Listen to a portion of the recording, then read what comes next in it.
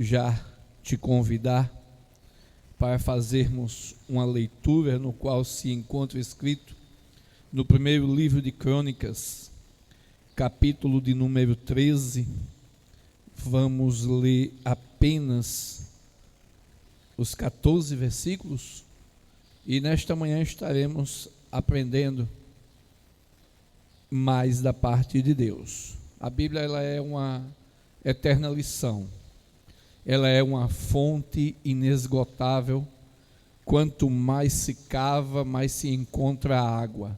Quanto mais profundo se vai, mais as riquezas do reino de Deus são expostas. Então, entendemos que para termos o melhor de Deus, precisamos ir mais fundo, precisamos buscar mais, precisamos nos dedicar mais. E cada vez que nós lemos algum texto, nem que seja por menor, um simples versículo, como muitos acham, ele, com certo, ele tem uma profundidade tremenda que chega a atingir o mais profundo da alma, aquele lugar onde a medicina não pode ir, onde o psiquiatra não pode ir, onde as leis não podem ir, mas o Senhor nosso Deus, através da sua palavra, ele tem o poder de penetrar no mais profundo do homem. Está escrito, primeiro livro de Crônicas, capítulo 13, os 14 versículos diz: Davi consultou os capitães dos milhares e das centenas e todos os príncipes. Então disse Davi a toda a congregação de Israel: se bem vos parecer, e se vem o Senhor nosso Deus, enviemos mensageiros a todos os nossos outros irmãos em todas as terras de Israel, e os sacerdotes, os levitas com ele nas cidades e nos arredores, para que se reúnam conosco. Tornemos a trazer para nós a arca do nosso Deus, pois não a buscamos nos dias de Saul. Então disse a toda a congregação que assim se fizesse, porque este negócio pareceu reto aos olhos de todo o povo. Assim ajuntou Davi a todo Israel, desde Sió do Egito até a entrada de Ramate, para trazer a arca de Deus de Quiriate-Jearim. Davi, com toda Israel, subiu a Balaar, isto é, Quiriate-Jearim, que está em Judá, para fazer subir dali a arca de Deus, o Senhor que habita entre os querubins, diante da qual é invocado o seu nome.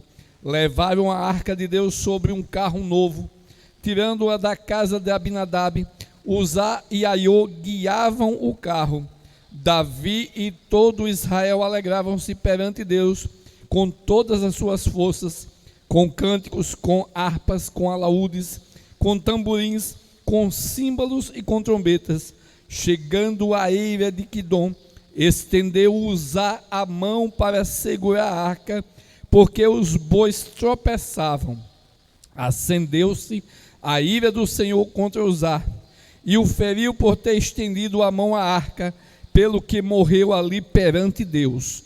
Então Davi se desgostou, porque o Senhor havia irrompido contra Uzá, e chamou aquele lugar de Perez Uzá até o dia de hoje. Davi temeu a Deus naquele dia e perguntou: como trarei a minha arca de Deus? Não trouxe a arca para si, para a cidade de Davi. Antes a fez levar à casa de Obed-edom, o giteu. Assim ficou a arca de Deus com a família de Obed-edom 3 meses em sua casa. E o Senhor abençoou a casa de Obed-edom e tudo o que tinha nela. Amém? Vamos, nesta manhã, dentro desses versículos, ou todo o capítulo que lemos, trazer algumas verdades que estão contidas nesse texto. Quando Davi, ele assumiu o trono, ele almejou em seu coração algo que qualquer pessoa almeja: trazer para perto de si a presença de Deus. A arca, ela estava exatamente há 20 anos fora dos domínios de Jerusalém, fora da presença do povo. E o povo estava todo esse tempo sem a presença de Deus. Então, lógico, Davi, quando ele começou a reinar, ele agora assume o trono, assume uma responsabilidade. E o primeiro pensamento que ele tem é trazer a presença de Deus para o meio do seu povo e para o seu meio, para o seu convívio, para a sua casa. Então ele agora arquiteta, junto com o povo, um projeto para trazer a presença de Deus para o seu meio, porque a arca simplesmente significa a presença de Deus. E todos conhecem a história, porque foi perdido a presença de Deus. Se bem que isso é uma história para outro dia, outra mensagem.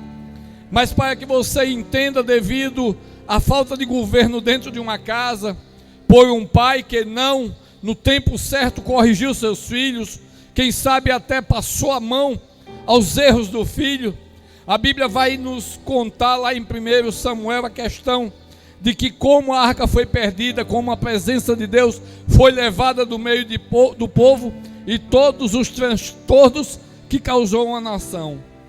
Mas hoje é diferente. Hoje eu quero tratar com você para você aprender com os tropeços, porque tudo isso começou simplesmente com um tropeço que começou lá atrás, quando alguém que não soube governar a sua casa perdeu a presença de Deus. Você tem que pedir a Deus a direção e ter a presença de Deus dentro da sua casa, para que você saiba administrá-la, para que você não permita que as coisas vãs ela comece a se infiltrar e venha a destruir a sua família. Infelizmente vivemos dias em que a presença de Deus não se encontra dentro de muitos lares. Infelizmente vivemos tempos em que a presença de Deus não é almejada, como vemos no texto, porque quando ele assume o trono, ele diz: não, eu quero Deus do meu lado, porque eu sei que o Senhor estando do meu lado, eu vou vencer todos os obstáculos. Infelizmente muitos obstáculos se levantam, muitas lutas, muitas guerras, e muitas das vezes se perdem as batalhas, simplesmente porque não se atenta em trazer Deus para dentro de casa. O texto vai dizer que ele agora almeja trazer a presença de Deus, mas infelizmente ele começa a fazer da forma errada. Infelizmente ele começa agora a fazer as coisas de forma errada. O desejo era correto, a vontade era boa, mas ele fez da forma errada. E simplesmente quando os bois tropeçaram, é que ele agora começou a cair em si, e Deus começou a mostrar a ele realmente como é que se carrega a presença de Deus. O que fazer, meu querido, quando os bois tropeçam? O que fazer quando acontecem os tropeços na nossa vida? Vamos entender o que foi que ele começou fazendo errado. Primeiro, ele começou agora a consultar as pessoas importantes. O primeiro versículo diz que ele consultou os capitães, consultou os príncipes, mas não consultou a Deus. Ele primeiro colocou as pessoas importantes diante da dificuldade do trabalho. E é claro, essas pessoas, elas não tinham interesse na vontade de Deus.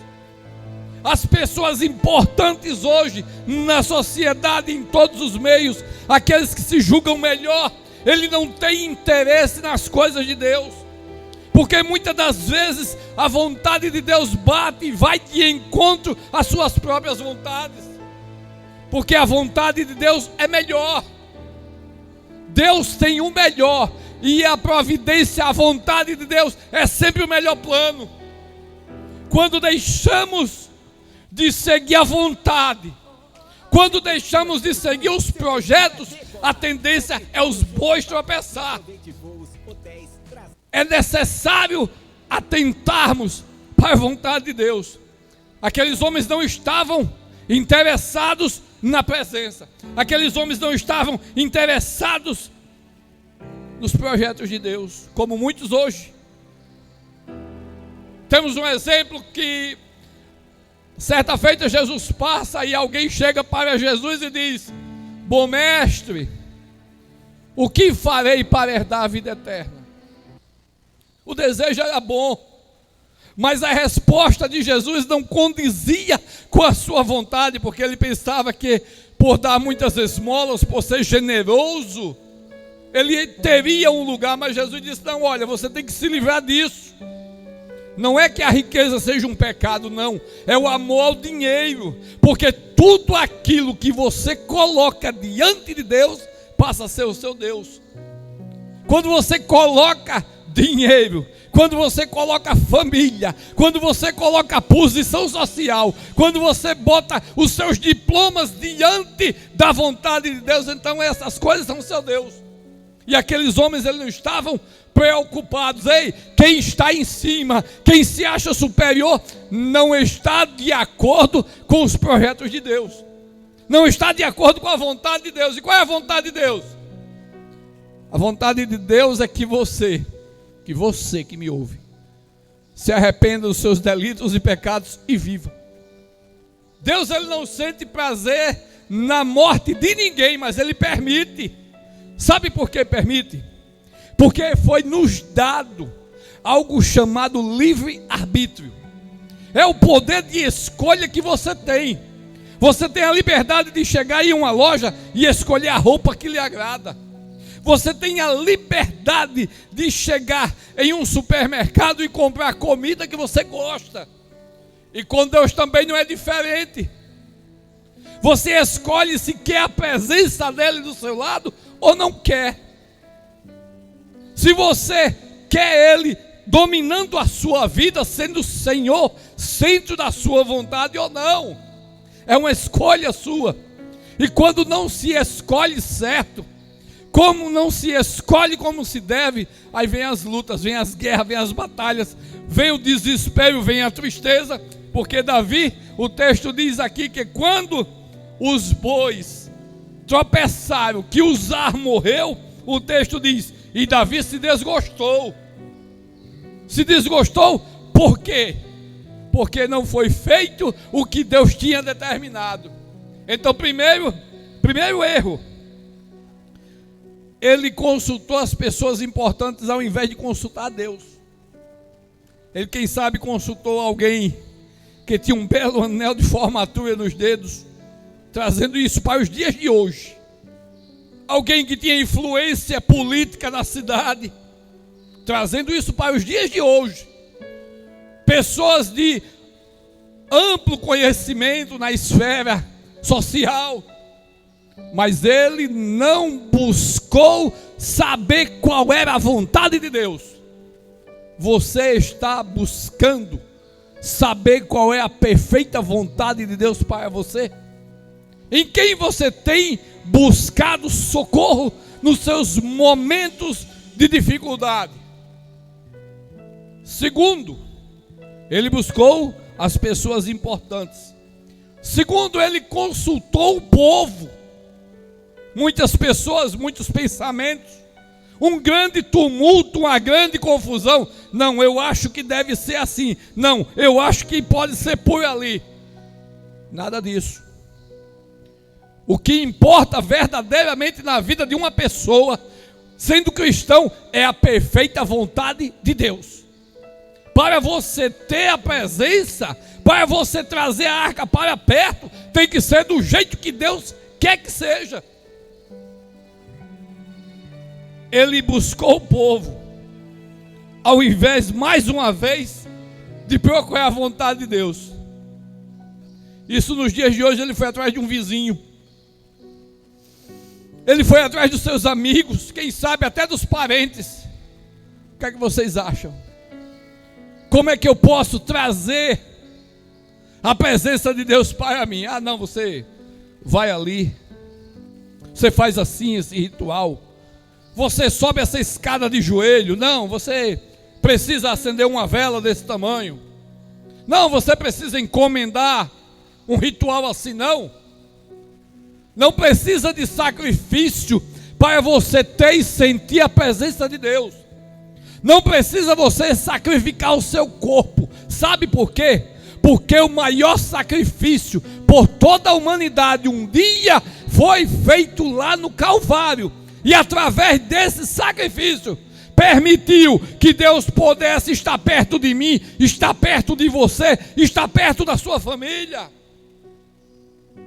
A Bíblia diz que no tabernáculo havia um lugar chamado de Santo dos Santos, que era onde Deus manifestava a sua Shekinah, a sua presença.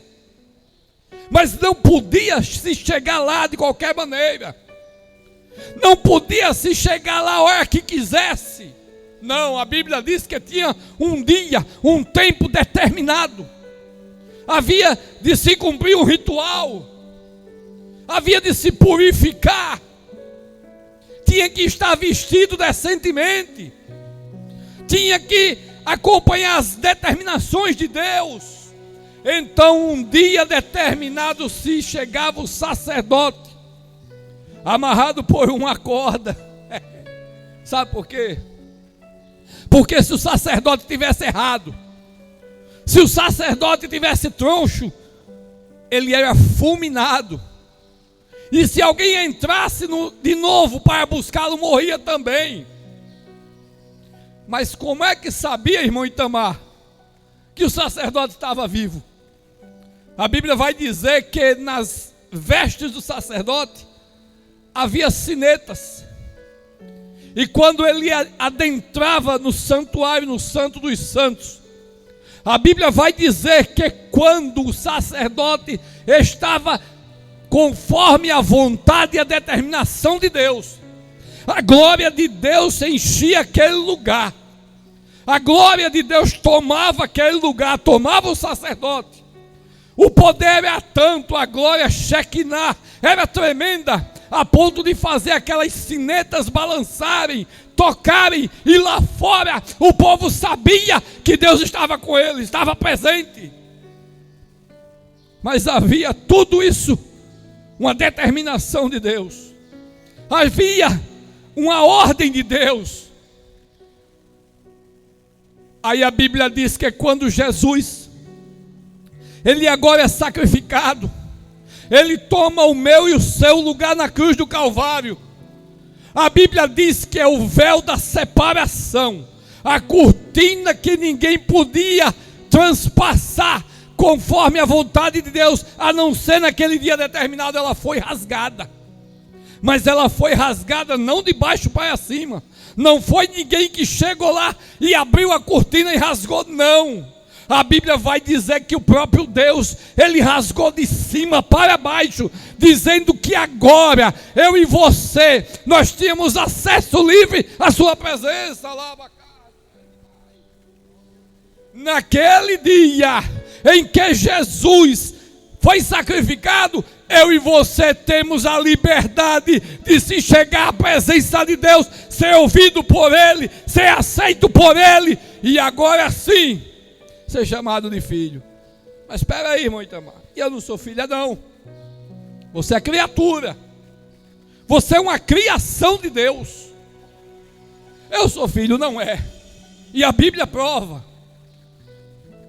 Evangelho segundo escreveu São João, capítulo 1, versículo 12. Todos os quanto receberam, foi-lhe dado o poder de serem feitos filhos de Deus. Quer ser filho? Aceita Jesus. Não é a igreja, não é o templo, a denominação. O templo sou eu, é você. Só que tem uma diferença. Você tem que conhecer a Cristo, tem que aceitar a Cristo, tem que deixar Cristo, Ele comandar toda a sua vida, Ele ser Senhor das suas vontades, Ele ser Senhor da sua família. Aí sim, o inimigo das nossas almas te chama de cavalo, porque ele monta, ele leva você para todos os lugares e para fazer todas as coisas que desagradam a Deus. Mas Deus é diferente. Jesus, ele é educado, ele pede permissão para entrar na sua vida. E Ele não quer chamar você de cavalo porque Ele não quer montar nas suas costas, mas Ele quer chamar você de filho, de filha. Jesus quer te chamar de irmão, de irmã. É diferente o tratamento. É diferente o tratamento das pessoas que não conhecem a Jesus. Eu lembro que logo no início da minha fé, porque enquanto você está lá fora fazendo as coisas que desagradam a Deus, você não incomoda ninguém. Quando você está lá fora fazendo tudo que Deus não aprova, você não incomoda ninguém. Mas comece agora e aceita Jesus agora, para você ver. Começa simplesmente por andar com este livro, com esse livro que não é amuleto, como muitas pessoas pensam, que está aberto em um instante empoeirada no Salmo 23, Salmo 91, como se fosse um amuleto. Naquele tempo o povo de Israel julgava que a arca fosse um amuleto. Você vai encontrar lá que quando o povo foi atacado pelos filisteus e a batalha esquentou e os filisteus se levantou, eles dizem: olha, vai lá buscar a arca. Eles não tinham a Deus como Senhor, como Salvador. Eles tinham Deus como um amuleto, como se a arca fosse um amuleto. Aí a Bíblia diz que quando a arca chegou, houve grande júbilo, grande alegria, que estremeceu, e os filisteus tremeram e temeram, mas eles não desistiram. Sabe por que eles não desistiram? Porque Deus permitiu. Deus permite o inimigo te tocar, para você aprender que Ele é Senhor, que Ele é Deus na sua vida. Então eles foram lá, Davi foi lá e consultou as pessoas importantes, os homens de dinheiro, os homens de posição, mas não resolveu. Estava errado, é para consultar Deus. Davi agora vai e consulta o povo. O povo também está errado.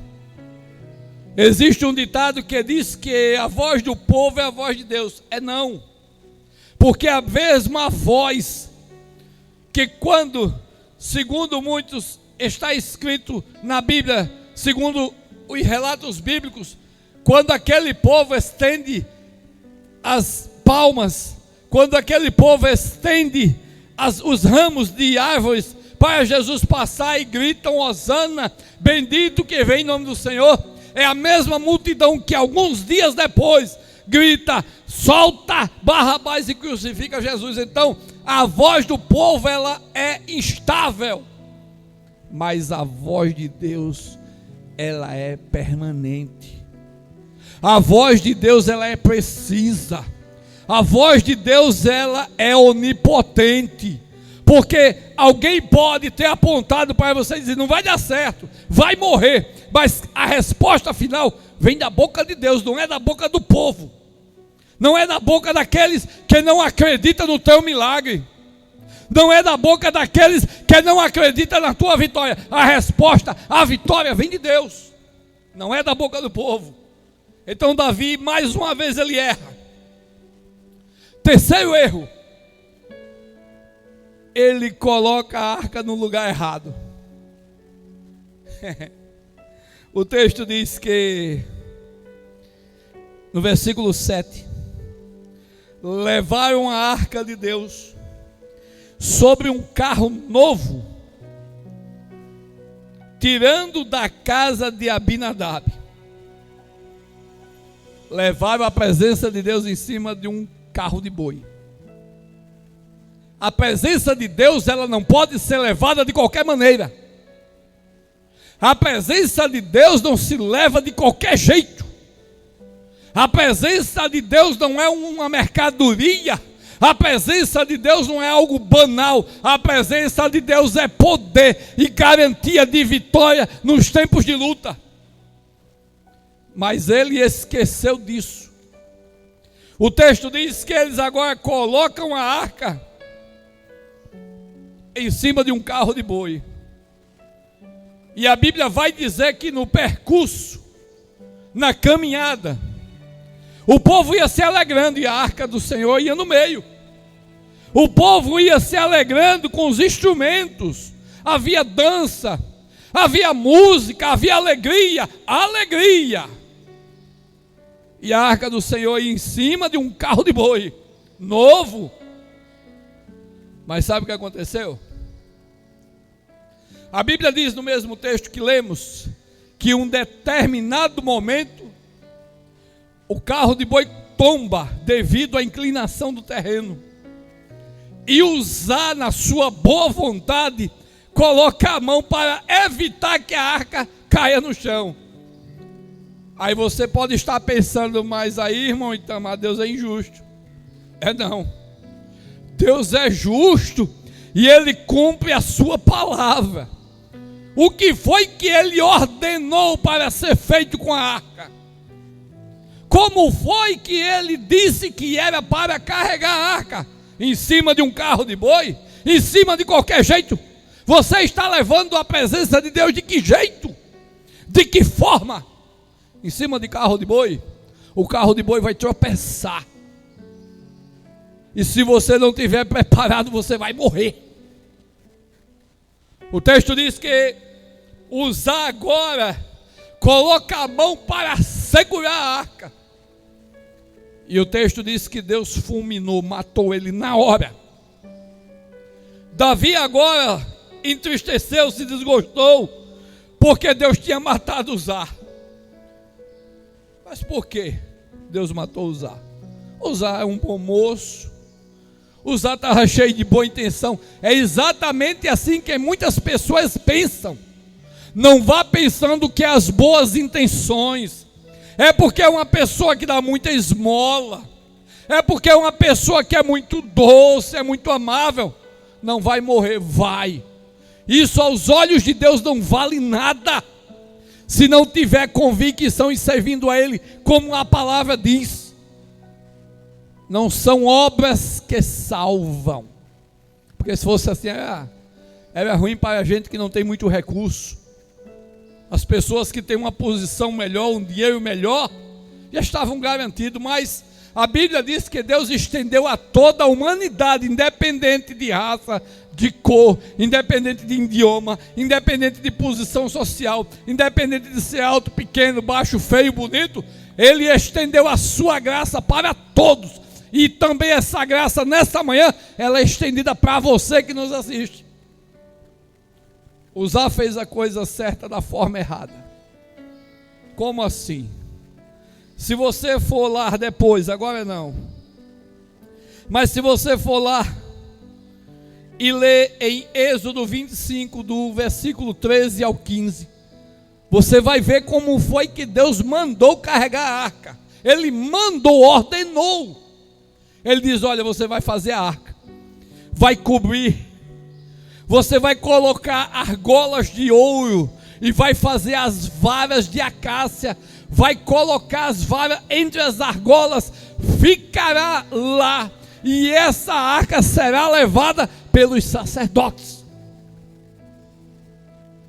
Não queira fazer aquilo que você não tem condições de fazer, vai ter prejuízo, você vai se arrebentar. A Bíblia diz: cada um fique naquilo que foi chamado. Tem muita gente querendo fazer aquilo que não pode, carregar aquilo que não deve, levantar o peso que não dá. A Bíblia aqui é clara: é cada um, meu filho, no seu lugar. É cada um com seus dons e talentos, servindo a Deus naquilo que lhe for útil. E a Bíblia diz que Uzá morreu. Mas morreu por fazer a coisa certa? Sim, porque a palavra de Deus se cumpre. Não cumpre a palavra do homem. O homem é falho, é mentiroso, coração enganoso. Mas a palavra de Deus sim. E Deus zela pela palavra. Ele diz: olha, é o sacerdote que tem que levar. Uzá não era sacerdote, carro de boi não era para carregar a arca tem que ser carregada no ombro. E ombro fala de compromisso. E você tem que ter compromisso com a verdade. Aí Uzá morreu. Davi agora se desgosta, entristece e teme. Temor não é medo, temor é respeito. ele teme. E agora? E agora? Como é que eu vou trazer a presença de Deus para a minha casa? E agora, como é que você vai trazer a presença de Deus para a vida da sua família?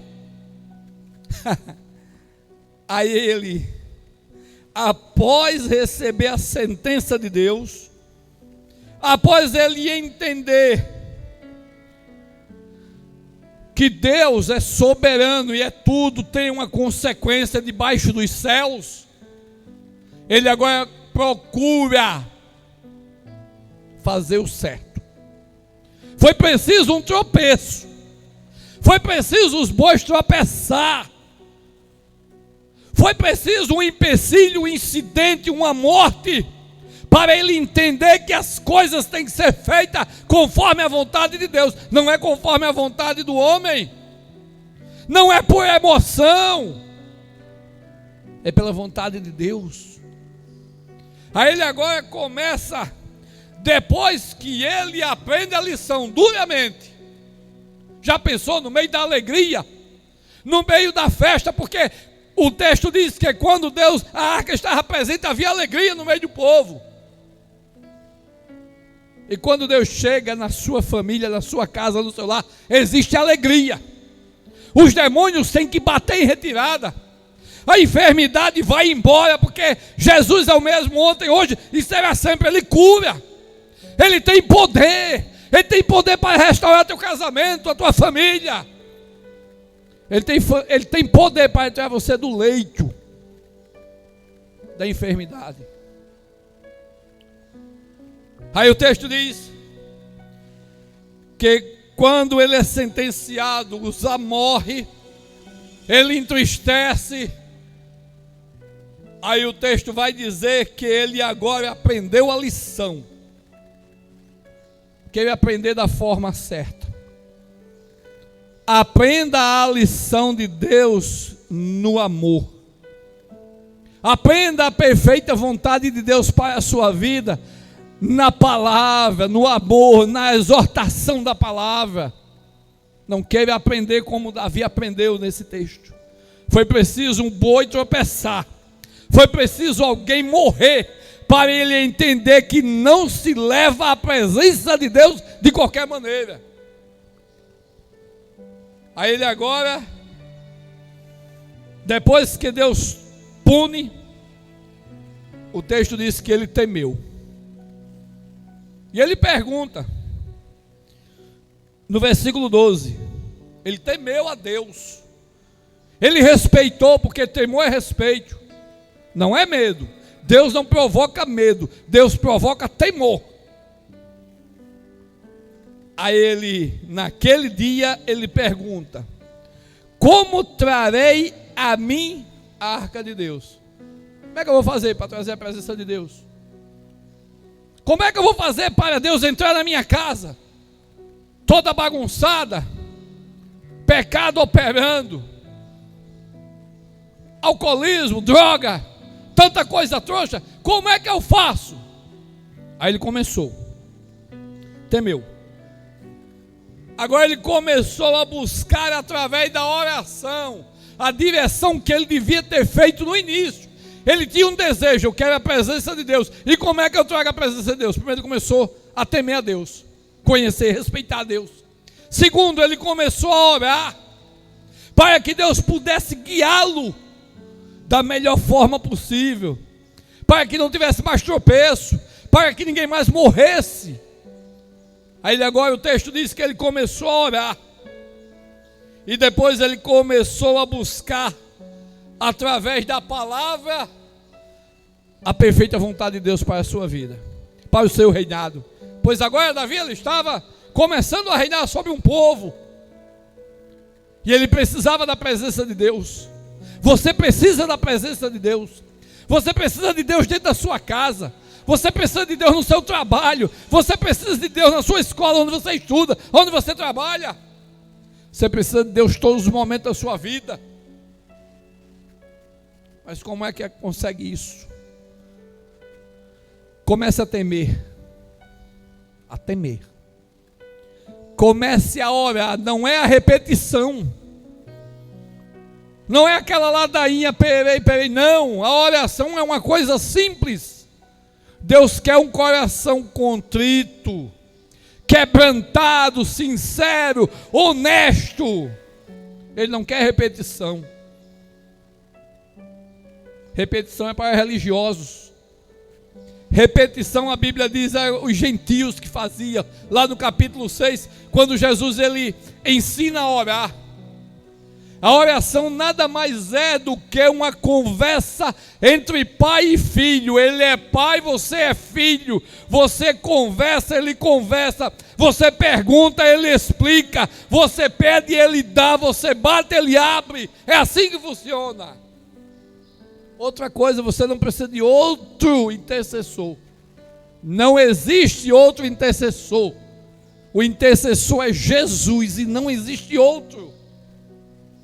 Não existe ninguém, nenhum outro nome debaixo dos céus em que garanta, primeiro, a comunhão entre Deus e você. Segundo, você se tornar filho. Terceiro, você ser vitorioso das batalhas. Só Jesus. Não existe outro. Atos 4:12 diz, por meio de nenhum outro nome existe salvação. Por meio de nenhum outro nome. Não existe nomes. Existe um Senhor, Jesus. Depois vem a palavra, terceiro. Examine a palavra. Se alimente da palavra, leia a palavra. Quando eu não conhecia Jesus, eu venho de uma tradição religiosa, em que fui ensinado muitas coisas erradas, diferentes da verdadeira palavra, da verdadeira presença, da verdadeira arca, que é o Senhor. E foi lendo a palavra que meus olhos abriram. Foi lendo a palavra que eu pude conhecer a grandeza de Deus. E nessa manhã eu também passo tudo isso para você. Comece a ler a palavra. Não deixe a sua Bíblia lá no estante, empoeirada, aberta num salmo, porque a Bíblia não é amuleto. A Bíblia ela é poder. Quando você começar a ler, você vai entender o poder, o que Deus tem preparado para você e a sua família.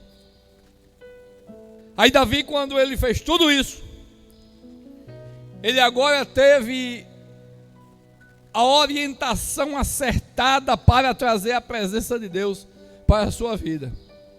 O texto vai dizer que ele agora, em 1 Crônicas capítulo 15, versículos 14 e 16, ele agora santificou o povo e se santificou. Ou seja, ele tirou tudo que estava errado dentro de onde ele estava. Todas as coisas que desabonam, todas as coisas que impedem o agir de Deus na sua vida, todo pecado, todo vício, todas as coisas que não estão condizentes com a boa e perfeita vontade de Deus para a sua vida, você tem que tirar. Você tem que tirar da sua vida a incredulidade. Quando alguém chega usado pelo inimigo das nossas almas e diz, olha, isso não vai dar certo, e você diz, é mesmo, não vai dar. Você tem que repreender isso.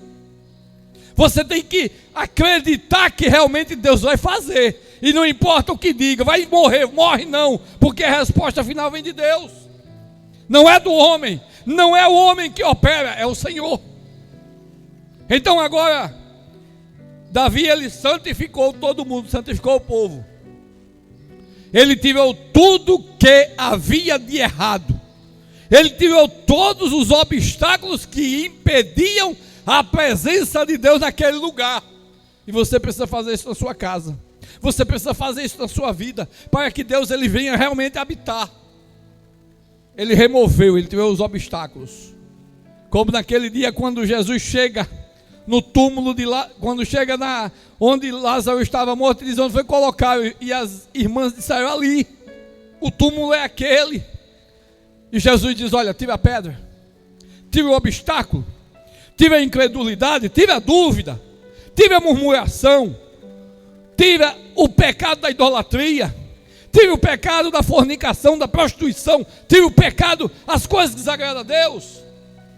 E quando a pedra foi removida, o pecado foi tirado, a Bíblia vai dizer que houve vida naquele lugar. E hoje Jesus ele quer dar vida também a você. Ele quer dar vida também à sua família.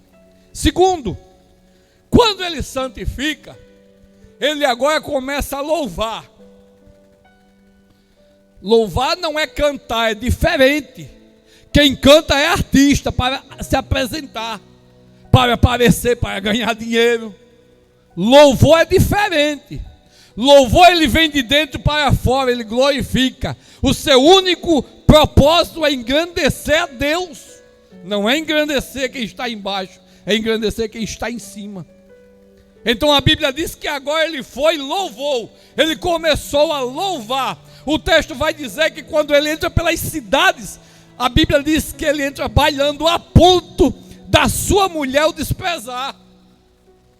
Mas ali havia verdade, havia um louvor genuíno, e é esse louvor que toca o trono de Deus.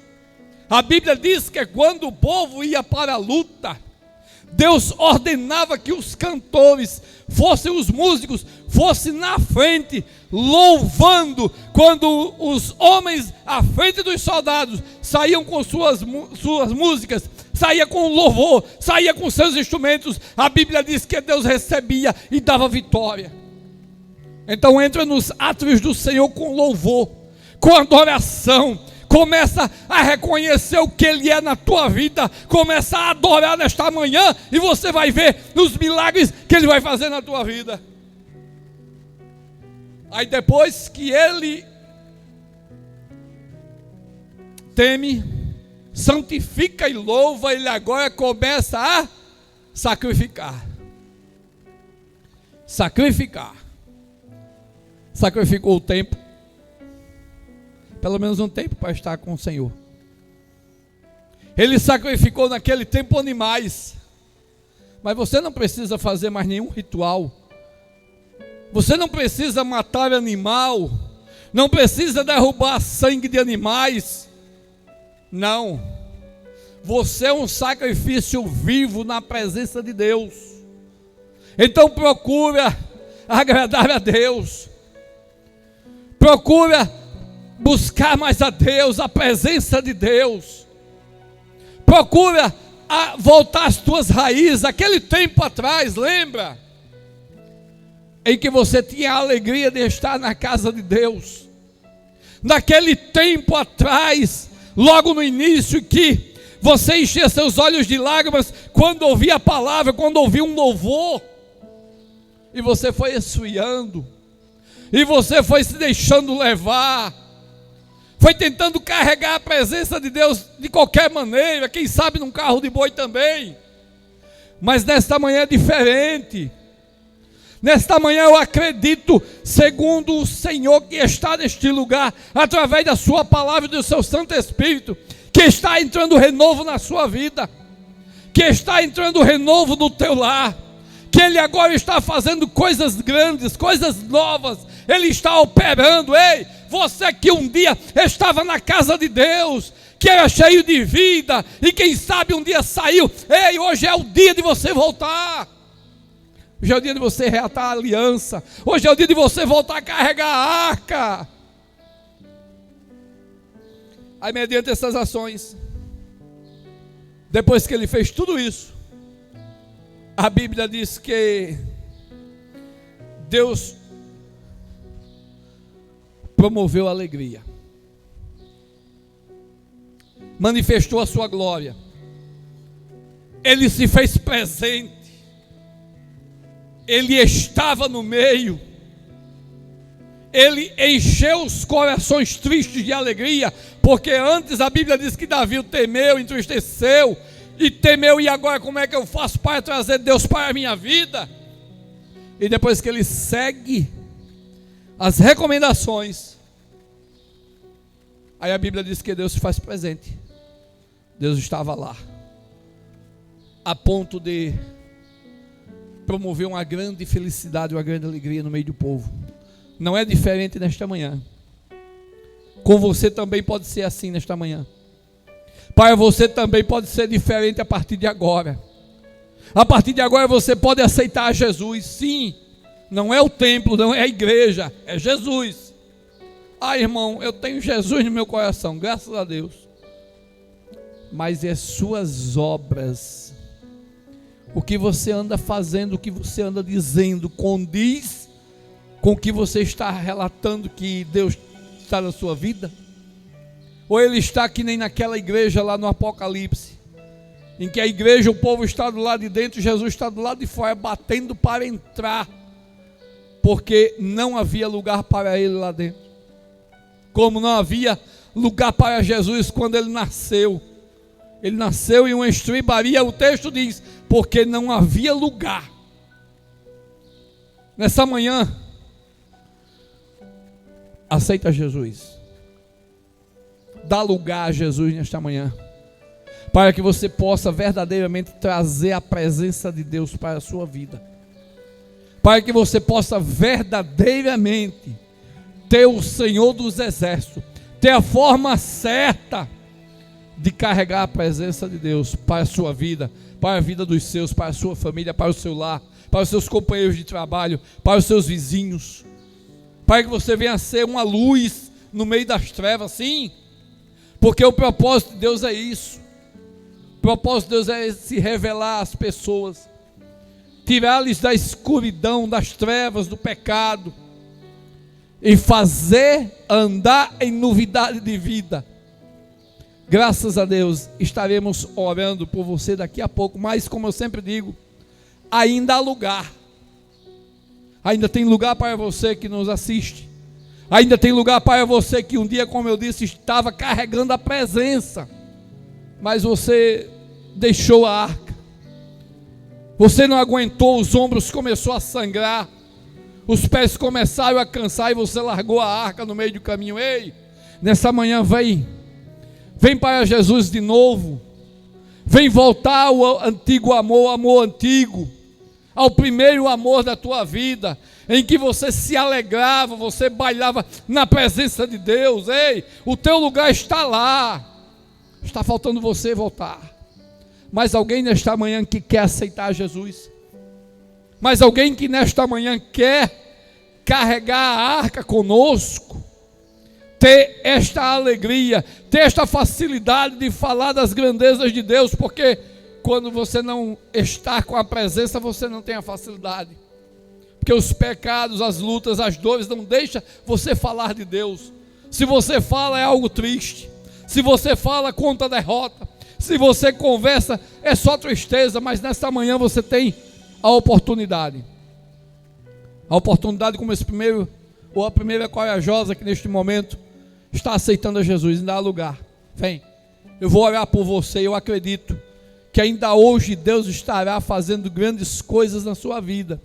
Lembra de Davi? Ele temeu, ele começou agora a buscar, ele começou a pesquisar diante da oração, diante da palavra, com sacrifícios, como é que ele ia carregar de forma certa a presença de Deus, como é que ele ia levar a arca. A presença de Deus não se leva de qualquer maneira, se leva no ombro, se leva com compromisso. Nesta manhã Deus quer abrir esse compromisso com você. Ele quer ser Senhor da sua vida, Ele quer comandar toda a sua vida, todo o seu ser, todas as suas coisas. E quando Ele começar a fazer isso, você vai ver como a sua vida será a partir desse momento. Jesus, Ele não prometeu riqueza, preste atenção. Quem prometeu riqueza foi Satanás. Jesus prometeu cruz, mas essa cruz ela tem vitória, nessa cruz tem poder, porque as coisas, as riquezas, os cargos, as funções, tudo fica, tudo é passageiro, tudo é da terra, tudo é de baixo.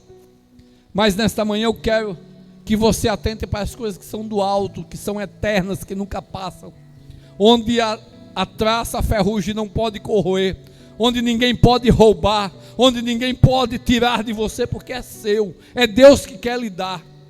Então só necessita que tão somente você aceite a Jesus como seu único e suficiente Salvador.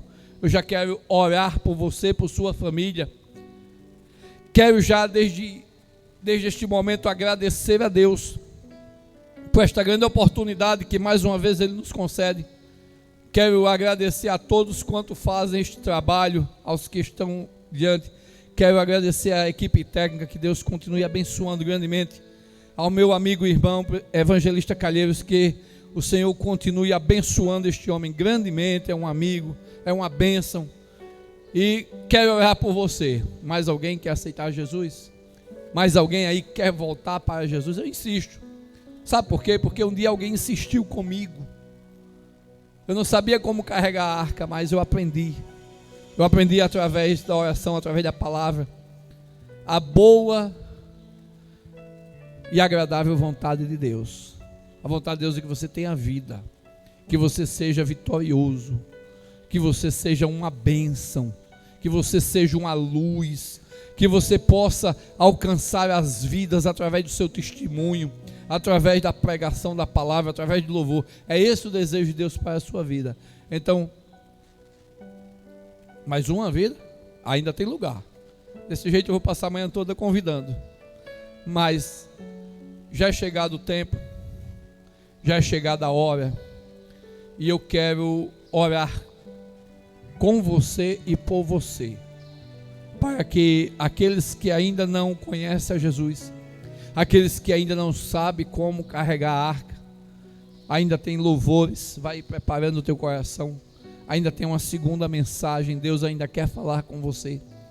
Então que o Senhor ele venha permitir mais uma oportunidade na sua vida. E desde já eu agradeço a todos mesmo, por esta grande oportunidade, que o Senhor possa, desde o pequeno até o maior, aos organizadores, ao nosso pastor, toda a sua equipe que tem contribuído para o engrandecimento do Reino de Deus, que o Senhor continue abençoando grandemente. Oremos. Bendito Deus e Pai, Santo Deus de Israel, neste momento, Pai, eu te louvo, eu te exalto, eu te agradeço já por tudo, Pai, que tem concedido, que tem falado aos corações nesta manhã. Senhor querido, eu quero te apresentar essas duas vidas, Pai, no qual neste momento, Senhor, estão te aceitando como único e suficiente Salvador. Que tu possa perdoar todos os seus pecados, que o teu Santo Espírito venha habitar poderosamente, usando-os como um canal de bênção, uma luz, Senhor, na escuridão. Pai querido, que o seu nome seja escrito no livro da vida, seja uma bênção, seja, Senhor, presenteado com dons e talentos do teu Santo Espírito. Contempla, Pai querido, aqueles que estão assistindo este trabalho, aqueles, Pai, também que um dia estiveram na tua presença e agora estão voltando, que tu possa, Senhor, perdoar, devolver os dons e talentos que um dia foram perdidos.